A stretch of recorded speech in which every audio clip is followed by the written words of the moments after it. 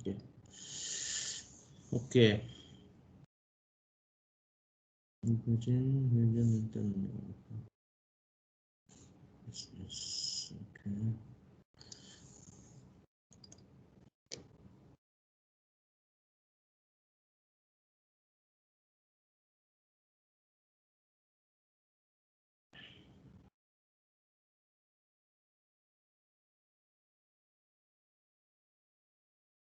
Okay, so yesterday we were talking about demagnetization effect and demagnetization factors. Okay, how they are kind of appearing and what are their roles, things like that. So, anyone has any question on this? Anyone? Okay. So, if you remember that we finally have made this derivation where basically we have expressed Bi, which is the internal magnetic field, in term as a sum of the applied magnetic field plus this factor mu naught times 1 minus n times m, where m is the value of magnetization. Okay, and we said that if m is large, then these demagnetization corrections have to be taken seriously. Okay.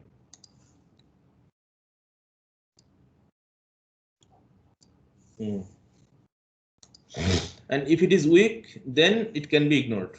Okay, so what does it mean? See, when you say m is large, that m has to be before it this material was entered into the magnetic field. That means it's something like a ferromagnet. Okay, so that material has an intrinsic magnetization.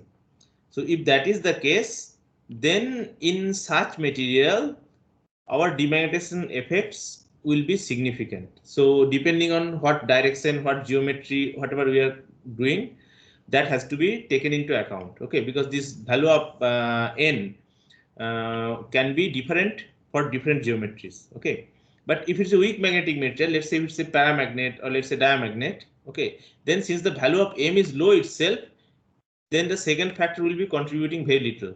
So we don't need to worry much in such cases. Okay. Hello, sir. Yes. Sir, only in case of ferro demagnetization effect is valid. No, That's it's not correct, like sir. that. What I said is that it depends on the value of M. Okay, that is present in the material before it was entered into the magnetic field. Okay, Okay. so if your material can have some non-zero magnetization before you are putting your material inside the magnetic field, then you also have to take into account these factors. But in general, what we do is that before making any kind of magnetic measurement, we demagnetize the sample, right? Which means that we try to make that m zero. But in the case of ferromagnet, it is not always possible. Okay, so that is why it has to be taken seriously for the case of ferromagnet. But for paramagnet or diamagnet, it might not be that much important. But I'm not saying it is not there. And the relative contribution might be different. Okay, is it clear? Yes, sir. Okay. See, it's not only para, di, and ferro. There are other materials also, right? For example, ferrimagnet. Then you have helimagnet. There is antiferromagnet, right? So you have to, for different magnetic orders, you have to take into account different contributions. You have to see basically. It depends on the material. Okay. And let's say in different temperature ranges, different materials have different ordering. So it is not so obvious that for this material it is this, for that material it is that. Okay. Okay. So now we'll look at what happens to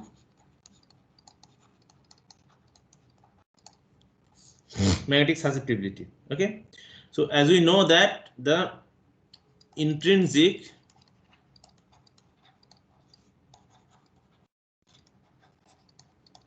magnetic susceptibility of a material, so we can define it, let's say chi intrinsic as the ratio between m and hi. Okay. Now remember that this is not something which we measured in an experiment. Okay, so because this M, whatever we measure in an experiment, that is in response to a magnetic field, that is HA or applied magnetic field. But here it is the intrinsic field, what we have written. Okay, so experimentally,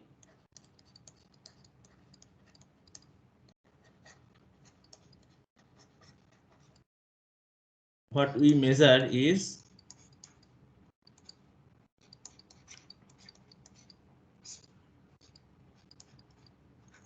divided by HA. Okay.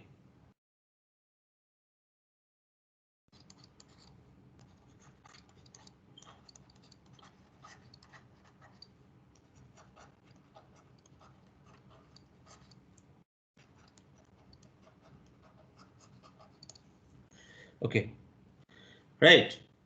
But we know that HI is HA minus N times M. Okay. So if we use this expression, then what we will get here is that experimental susceptibility will be M divided by HI plus NM. Okay, and if we divide it by HI, okay, so then this will be 1 plus N times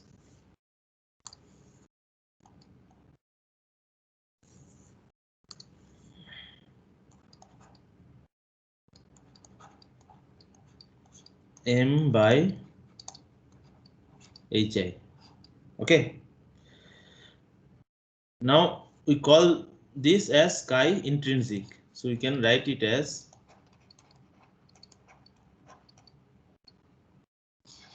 intrinsic divided by 1 plus N times chi intrinsic. Okay, so very clearly, if I write down this expression on the next page, I'll write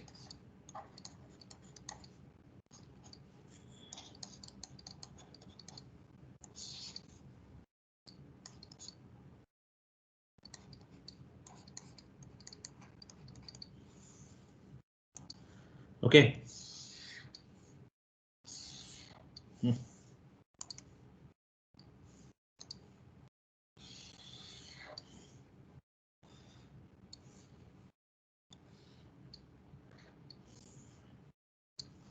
Okay, so basically we got a relation between the intrinsic magnetic susceptibility and the experimentally measured quantity. As you can see that they are not identical.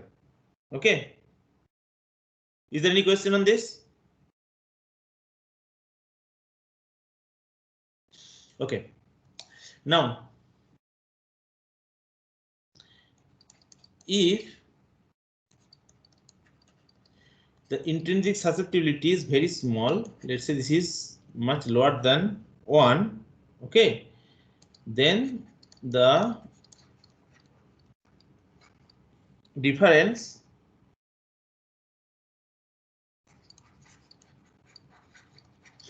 between experimental and internal will be huge. Okay, so in such case this can be ignored. Okay. So the contribution from chi internal can be ignored in such case. Okay, but if chi internal is close to 1, then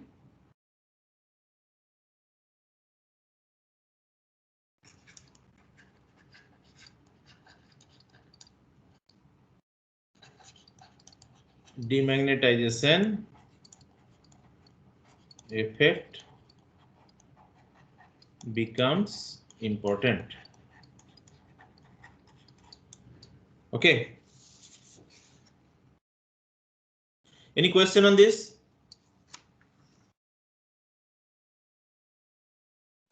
No, sir. Okay, see what we did is that we have defined the intrinsic magnetic susceptibility, which is basically the magnetization of the material divided by the field that they are experiencing. Okay, but experimentally what we measure is the same magnetization but with in response to some applied magnetic field. But the true one will be basically to make a connection between these two and to see what is the difference between these two, and in which case we can say that they are identical, in which case we say that they are not identical. Okay, so if we do this exercise, then what we find is that we end up with this expression, that is experimental susceptibility will be internal susceptibility divided by 1 plus n times chi internal. Okay, so now if this chi internal is very small, then this n times chi internal will be even smaller than 1. So experimental and this factor will be in that case kind of like basically we don't have any correction in such case. Okay, but if it is large, then what we will have is that this demagnetization effect becomes important. Okay, so one example is, let's say when we have a ferromagnet to paramagnet transition. Okay, so in such case, basically what happens is that your material in the ferromagnetic phase have a large magnetization. Okay, and in the paramagnetic phase it basically disappears. So that is basically when temperature goes close to Tc. So if T goes above Tc, it becomes paramagnet, and as long as T stays below Tc, it is ferromagnet. Okay, so now close to this critical point, or whenever this ferromagnetic phase is approaching Tc, then what happens is that this parameter it diverges almost. Okay, but the experimentally if you measure, then you get something which is like this 1 over n here. Okay, so as you can see, these are not exactly identical.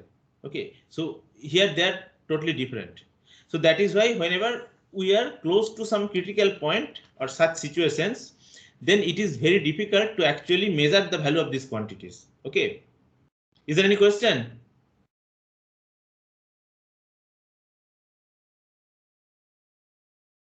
Hello. No, sir. No, sir. Okay, how many are here? Okay, 14. Okay, let me see. Is it still recording? Why is this? Okay. Okay. Good. Okay, so if no question, then we will go to the next topic. Okay, so we know that we have magnetization and magnetic field. Okay, so now we will talk about the sources of this magnetic field. Okay, or where from we get this magnetic field, or how can we generate a magnetic field? Any idea? Sir, why X internal is infinite? Okay, At so the you are talking about this earlier slide. Yes, tell me. yes, sir. Why chi internal becomes infinite? It doesn't become infinite, it diverges. Okay, anyway. Okay. Okay, so basically you can, okay, so very good question. Okay, so we will be covering it in little bit details, this ferro to para transition later, but since you are asking, I'll be discussing little bit. Okay, so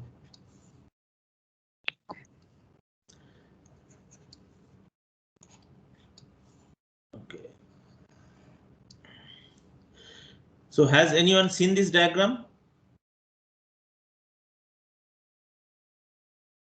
MSc students? Yes, sir. Hmm? Please speak loudly. Have you seen this Yes, graph? sir, seen this. Huh? Who is speaking? Sir, sir, in MSc, I have seen this. No, no, I'm not asking you. You are not MSc student. I'm asking our MSc students. Anyone? Say yes or no. If you have not seen this, say no. If you have seen this, say yes. So why you need to take so much time? You don't have that much confidence.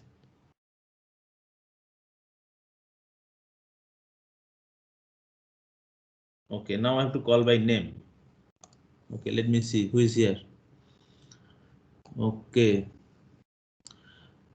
Pragati? Pragati,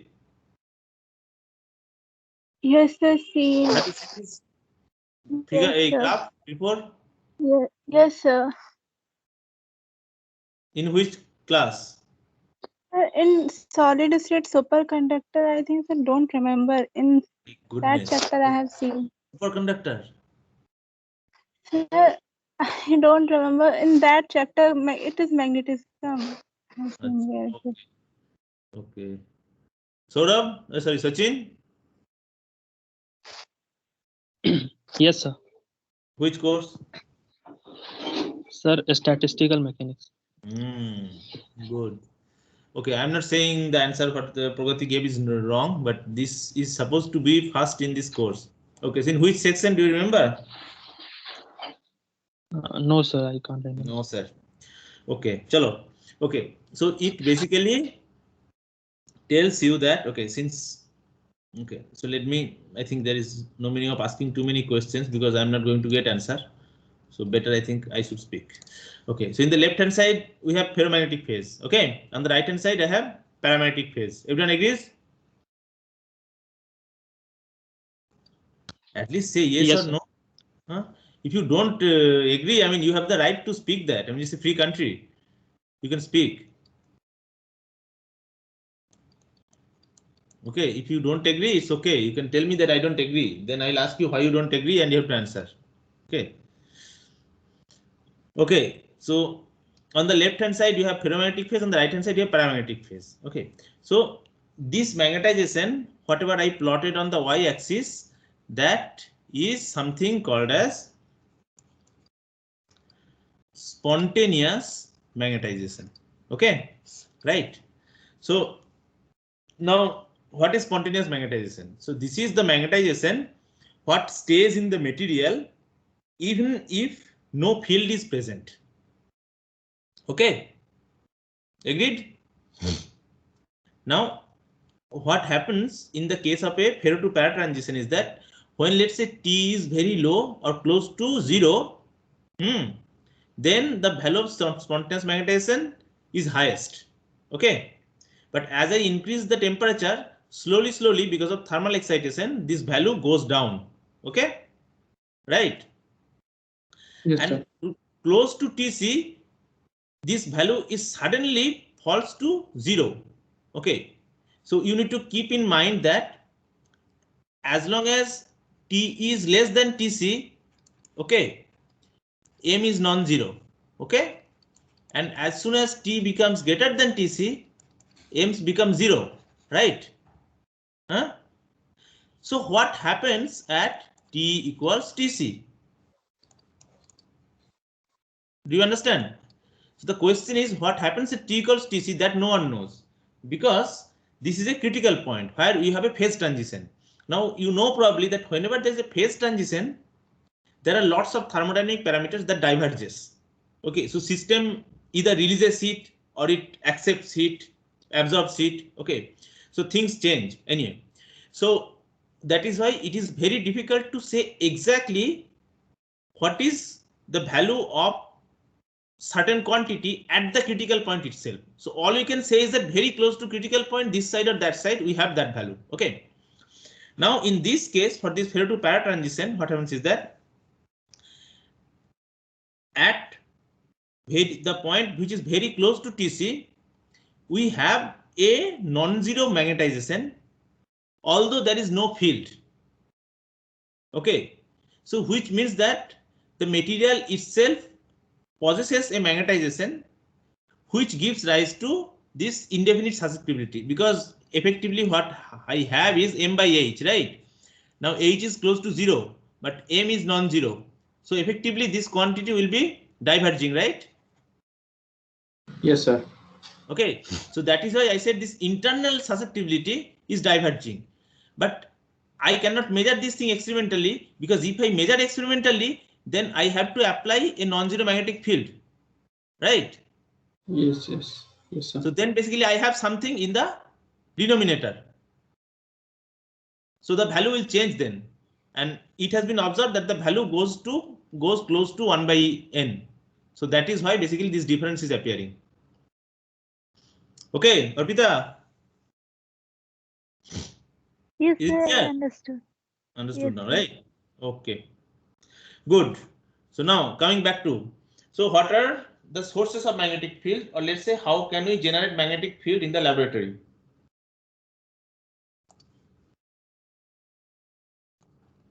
Any idea?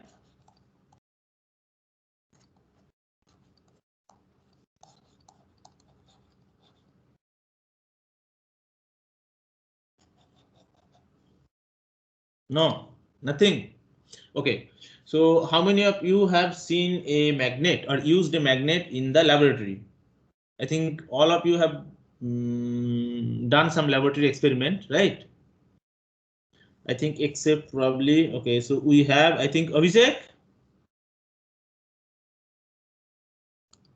Abhishek is here, not here. Why, who is this Akshay Tiwari? He's on hold. Do you know who is Akshay Tiwari? In which batch is? Anyone? PhD students? Do you know him? No, sir. No. Okay, so why is he on hold? Anyway, okay, so I guess this Abhishek is not here today. Okay, so okay, so can you tell me that what is the I mean, whatever magnetic field you have used in the laboratory, can you tell me what, I mean, if you have used at all, and what is the source of that field? Anyone? Our MSc students, I know the answer. So if you say you have not used, then I also know the answer. Okay, others?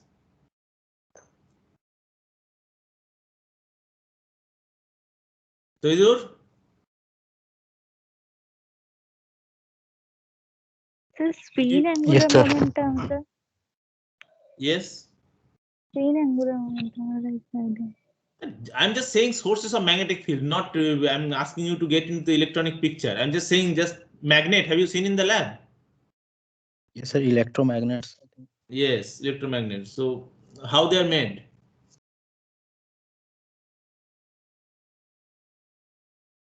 Solenoid. Solenoid. What is solenoid?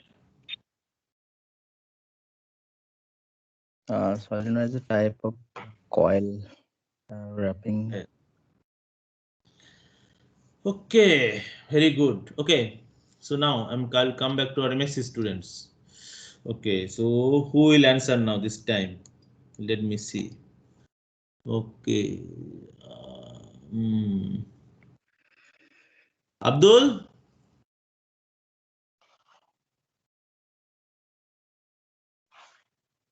Abdul?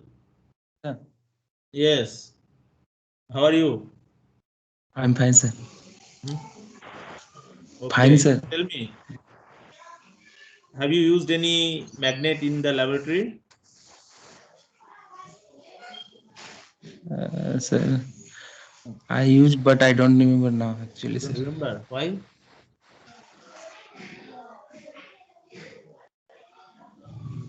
Okay, so tell me which experiments you have, in which experiments you have used a magnet?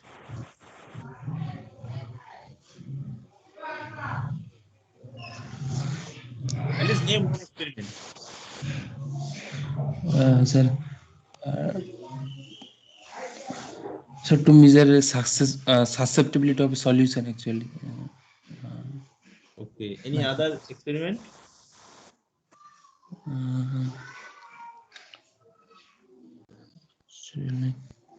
Okay, I'll give you a hint.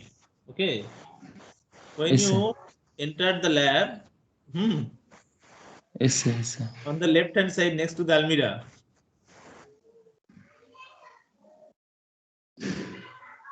there is some Sir, experimental setup.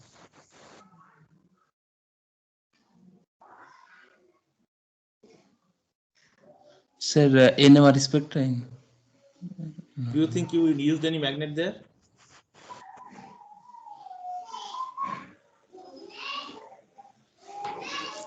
Sir, I forgot one, sir. You forgot already. You know you'll get a grade for that course. And this is exam. Okay. So let me ask. Tanya? Sir, the Helmholtz coil. Helmholtz coil, right. Okay. So the common one which we use is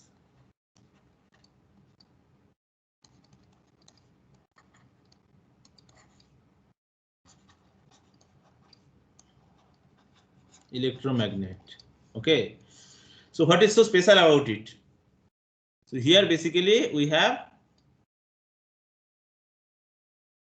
two coils,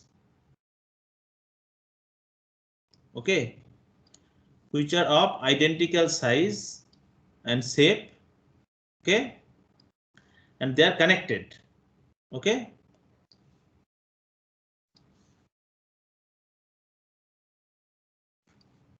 Okay. Now what we do is that we pass a current I through each of these, okay. So they are connected in series, okay.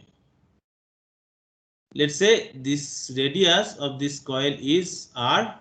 So here also this one will have a radius R, okay. So you pass a current through it and then you get some magnetic field. Now all of you have solved this problem in your BSc or MSc, okay, that if the separation between these two coils is exactly equal to the radius of these coils, then you get something special, okay. Do you remember that? Okay, so let me write it down here, that two identical circular magnetic coils placed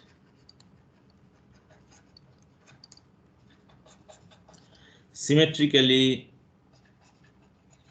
along a common axis, okay. Second is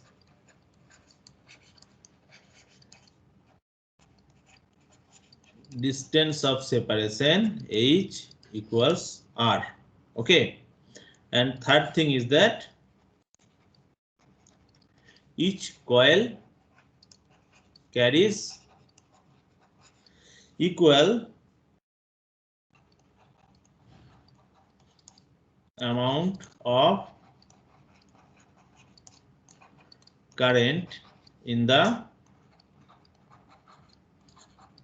same direction, okay, right. Now you have probably studied this thing, not probably, surely you have studied this thing, that if you have a current carrying loop like this and if you have a current I that is flowing inside it, okay, then the magnetic field that is generated, let's say on an axial position, okay, so let's say axial field, okay, to a single loop of wire, that is generated will be, let's say, at a distance x will be b1x equal to mu naught I r square divided by x square plus r square to the power 3/2. Okay, where this x is the distance. Okay. Okay, and r is the radius. Okay, so which law we use here to derive this? Anyone?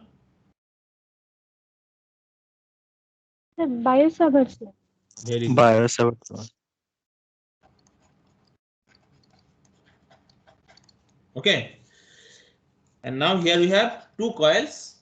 So no, okay, not two coils. So let's say if I have n number of turns, so because we need a higher magnetic field, so then we'll write it. It will be multiplied by a factor of n, mu naught n I r square divided by x square plus r square to the power 3/2. Okay, and as we said, the distance of separation here is r. So what we want to know is that what is the field exactly at the middle point between these two coils, which means that x will be r/2. Okay, so let's say at x equals r/2, if I want to know the field, then I'll just substitute it, and what I will get is that mu naught I n r square divided by 2 times r square plus r square by 4 divided times 3/2. Okay, now we have two coils and the current is also going in the same direction. Okay, so here because of symmetry reason, so let's say we have two coils. Okay, so for symmetry reason, the field, total field will be the sum of contributions from these two coils which are going in the same direction. Remember, these are all vector quantities. Okay, but since they're in the same direction, so we are just summing it up. Okay, so B here will be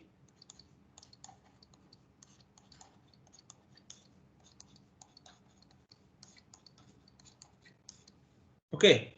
So this is basically nothing other than 2 times B1 at r/2. Okay, so this will give me the final expression, which is, let's say, not final, mu naught n I r square divided by 2 times r square plus r square divided by 4 times 3/2. So, and finally I will get this number 8 divided by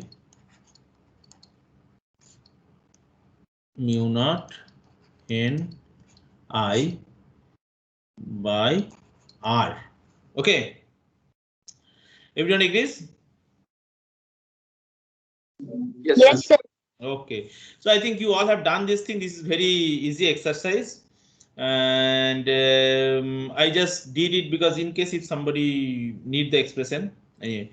And okay, so this is basically the field expression that is at the center. Okay, and if I draw the dependence, or let's say the variation of the magnetic field with distance, so let's say this is my distance x, or it's not x, basically this will be scaled distance, so it will be r/x, and this is, let's say, b. Okay, so let's say put some numbers here. Let's say this is 0.1, this is 0, this is minus 0.1. Okay, this is, let's say, 0.2, this is minus 0.2. Okay, so then what was observed is that it is like this, and then it slowly goes like this. Okay. Okay, so actually both sides have to be identical, but yeah, in my drawing it didn't exactly appear to be like that. Okay, so as you can see, basically between these two ranges, let's say minus 0.1 plus 0.1. So between this range, we have almost, let's say, constant magnetic field. Okay, so between this region, we can call that the field is uniform. Okay, so it is basically the field uniformity. Okay, but we need to know on what distance. Okay, so field uniformity is important, right? Yes. Yes, sir. Because yes. You have some question? No, sir.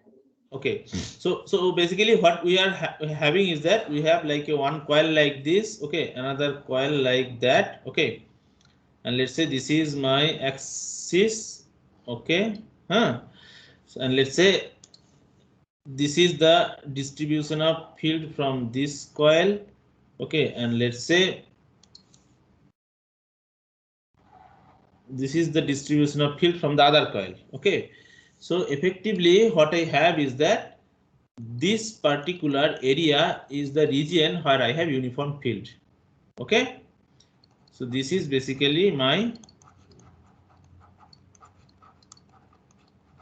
uniform field region. Okay, so that's how we find it out, and it was observed that if this distance of separation is exactly r, then a large almost this portion inside the gap will be giving you uniform magnetic field. Okay, right? Okay, so can anyone tell me why uniform field is important?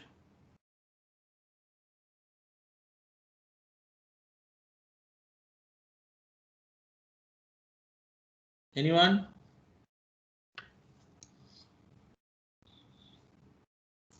Sir, No answer. constant magnetic field.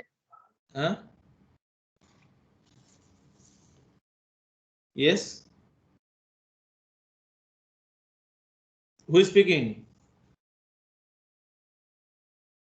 Sir, to generate constant magnetic field. Yes, but why constant magnetic field is important? That is correct, because of constant magnetic field. But why is it important? To produce permanent magnet. See, these are not permanent magnets.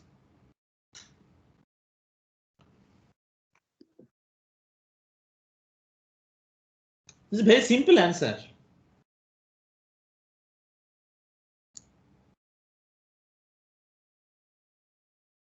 Okay, so let's just go back to these expressions here. Okay.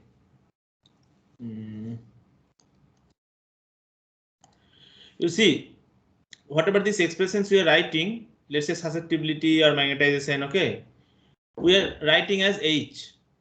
Okay, right? Yes, sir. Yes or not? Yes, sir. Now let's say we have a certain volume of material and yes, okay, so let me get this picture. Let's say if I have a material like this, okay, what I want to do, I want to measure magnetization, okay, right? So what I'll do, suppose I give you some material and then I ask you, can you measure the magnetization for this material? What will you do? So I will give the material external magnetic field. Okay, right? So you apply an external magnetic field, right? Yes, sir. And then so using some instrument, you will measure the value of magnetization, right? Okay. Yes, sir. Now let's say when I am writing that this is H, then I'm assuming that over this entire space or over this region, the field is constant, or let's say the same amount of magnetic field is interacting with this material all over, right? So if I have a moment here, or if I have a moment here, or here, all are experiencing same value of external magnetic field, right? Yes, sir. Yes. So all the expressions equations that we have derived are implicitly considering this assumption. Okay, but let's see if it is not uniform. Let's say here I have H1. Okay, here I have H2. Here I have H3. Here I have H4. Okay, then I also have to measure magnetization as M1, M2, M3, M4, right? Yes, sir. Yes. But that is not possible Yes, sir. because finally what we get is some average value, right? So the measurement will be wrong in such case, right? That is why we need uniform magnetic field over a volume of space where my sample is kept. Okay, so that is why you will see that whenever we have, let's say, some certain sample, we say that the magnetic field is, let's say, H all over, which means that I'm assuming that over this area or volume of space, the field is constant or the external field is constant. Okay, so that is why field uniformity is very important. Okay, Yes. so if you think of, that is why we are using Helmholtz coil. Otherwise, one coil is enough, right? Yes, sir. Because one single coil will give me some field. But in that case, the field will not be uniform over space.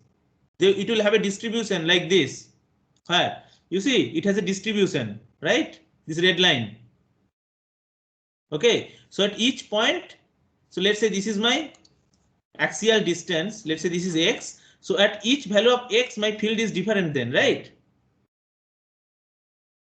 Okay, but we cannot use such kind of magnetic field for measurement.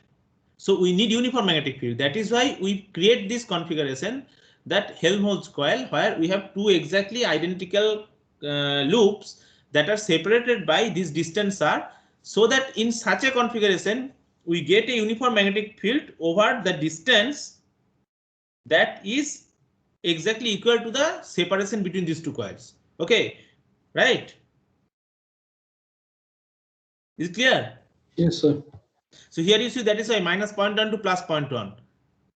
Okay, so of course this is, I mean, not exactly, I mean, this is some graph I have shown, but actually if we want to know the exact uniformity kind of like environment, okay, then we have to solve some kind of like complicated equations, because like things will not be exactly derived with this Biot-Savart law in such cases. So I mean, there is some field FEM, like I forgot, like some FEM simulation is done. So basically you have to create a mesh over the surface, and then you have to look at like how for this particular mesh field is created, and basically based on that how the overlap of field between two coils is happening. So any magnet manufacturer, even your small electromagnet, whoever provides, they do some sort of simulation like that, and that depending on the design, like what material of coil they are using, okay, what is the diameter, what is the current that are passing, okay, depending on that they position these coils so that you get uniform magnetic field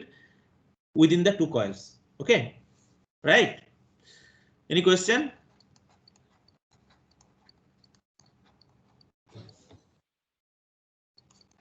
Sambit, No, sir. No, sir. From my side, there is no. you have any question? No, sir.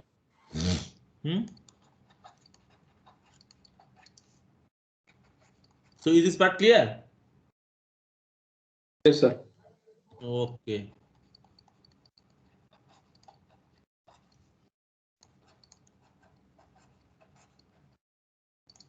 Okay, good. So if any of you in future works in any magnet manufacturing company, you will be solving these things. Okay, so you'll see like there are some like very kind of expensive like software packages. Even you can do it with COMSOL, I think. That like you do some sort of like electromagnetic simulations, and then you try to identify like so you will see for some particular geometry it is not possible, some particular geometry it is possible. So there are like multiple issues which you have to cover up. Okay, so this is the most common electromagnet you see in the lab, and this is widely used because it is also cheap and you don't need much of a basically you don't need to take care of much factors, which means that maintenance cost is also not that much. Okay. Now, if everything is good, then we can do our all sorts of let's say like a uses, magnetic uses with electromagnet. Okay, right? But that does not happen. Okay. So, for example, okay. So now let me tell you some facts. So it's that this electromagnet, okay, they are, let's say, widely used. Okay, but they have some limitations. So one limitation is that the magnetic field, it can't be too high. Okay, so typical magnetic field, it runs between, let's say, 1 to 2 Tesla. Okay, right? So if we want to generate a very high field, let's say more than 2 Tesla, like 5 Tesla or 10 Tesla, then it is not possible to do it with an electromagnet. Okay, can anyone tell me why is it not possible?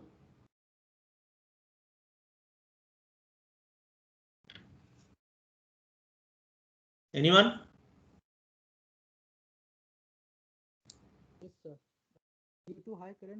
Sir, please repeat the question once. Okay, so with an electromagnet, we cannot go or achieve very high magnetic field. Sir, because whenever we are creating some magnets, that means in the coil we are passing current in the system. So whenever more currents are passing, so there will be more joule heat loss. So that's why we are not. I mean, if high magnetic field we have to produce, then high current will be passed through the system. Okay, very good. Okay, so that is exactly the main reason. So if you look at here in this expression here, that this B is proportional to I, okay, and the N, which is number of turns. So the value of, so we can increase the value of B by increasing these two factors, okay, or making R smaller, okay. So if we make I, or if we pass a large value of I current, then what will happen is that the joule heating, that is basically I square R, that will be too large. Okay, so there is a chance that these coils might melt, and same is true for this N. If the number of turns is too high, then we will have a large density of these wires next to each other, right? So the heating can be quite high, so it might finally melt or break the coil. Okay, so we cannot apply too high current, and as a result of that, we cannot reach too high magnetic field. Okay, is that clear? Now, third issue is basically is what we discussed, that heating, or let's say cooling. So because we are passing such high current, so this coil will be quite hot. Okay, so what we need is that we need to cool it. So usually in this electromagnet which you have seen in the lab, they're small, you don't see it, but if you have a large electromagnet, then you need a separate cooling arrangement. Okay, which means that there is some, either there is some water line or some air cooled line, some cooling arrangement has to be there. Okay. Okay, so you need to carry, or you need to have some accessory to run this magnet. So if the cooling is not working, then your magnet will fail. Okay, is this clear? Yes, Yes. sir. And moreover, for some applications, we need very high magnetic field. Okay.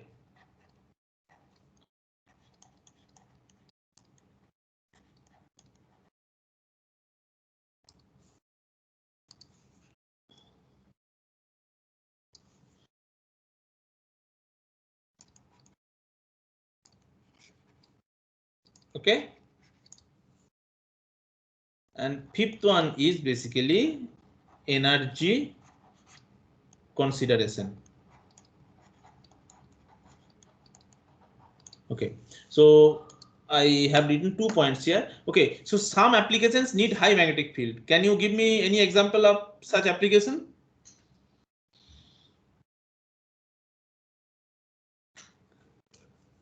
How do you need a high magnetic field?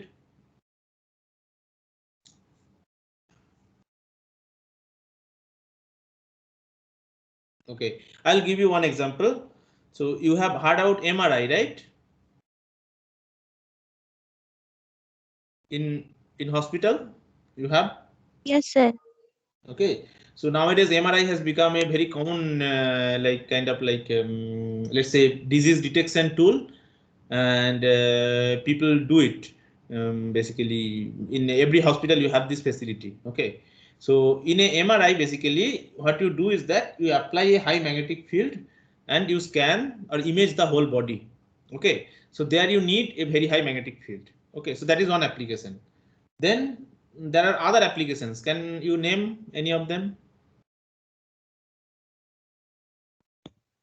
Scrap industry. Scrap For industry. lifting. Yes, you can say that. Yes. Okay. Anything else? So in NMR, you need a big magnet. Okay. So NMR is quite widely used in industry for making like checking the quality of samples, materials like different food industry, and then let's say alcohol industry, even like drinks industry, it is used. So in NMR also, you actually industrial scale NMRs, you need very high magnetic field. Okay. Then you have probably heard about these high speed trains. Okay. Have you heard about maglev? Bullet. No, not yes. Bullet train is also high train, but in Japan they have this maglev, magnetic levitation trains. So these trains actually don't run on the track, but they're levitated in high magnetic field. Okay. Sir, it is superconductivity effect. No? Yes, but it is magnet. Yeah, magnet. Yeah. Yes. So basically, so there are other areas also where you need high field. For example, high transmission lines, even some like for example in cryogenic industry, or even like your astronautic applications. Okay, there are many areas basically where you need high magnetic field. Okay, so in all these cases you need a high magnetic field. So there, what is used is superconducting magnets. Okay. So we will, and even let's say particle accelerator. Okay, and let's say all these high energy experiments where you need some sort of synchrotron radiation, and not synchrotron radiation, like here, wherever you have some synchrotron experiment, there basically you need a very high magnet. Okay, so for such cases we need superconducting magnets mostly, and you will talk about it tomorrow, and not tomorrow, in the next class. Okay. Okay, any questions so far?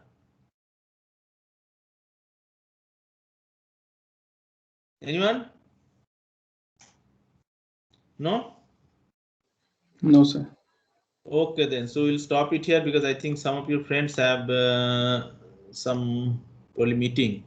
Okay, so as you can see here, I have started recording and I'm stopping now. But I don't know whether I will be able to get the recording or not.